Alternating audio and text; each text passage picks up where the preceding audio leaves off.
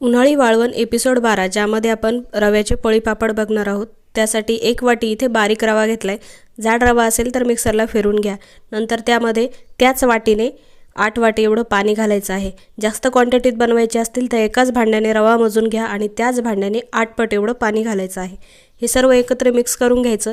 ही recipe अगदी नवशिक्यांसाठी आहे, ज्यांना अजिबात पापड बनवायला येत नाहीत त्यांच्यासाठी। म्हणून सुरुवातीलाच इथे रवा मिक्स करून घ्यायचा आहे। नंतर अर्धा चमचा एवढा पापड खार घालायचा। इथे 250 ग्राम एवढा रवा होता, त्यासाठी अर्धा चमचा पापड आणि चमचाभर मीठ घातलेला आहे।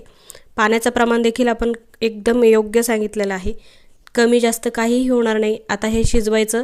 आता जर व्हिडिओ हा मी 1 मिनिटामध्ये दाखवण्याचा प्रयत्न केला तर बरेच नवीन शिकणारे आहेत त्यांच्यासाठी खूप समजायला अवघड जातं की किती वेळ शिजवलं, त्याची कन्सिस्टन्सी कशी ठेवायला हवी।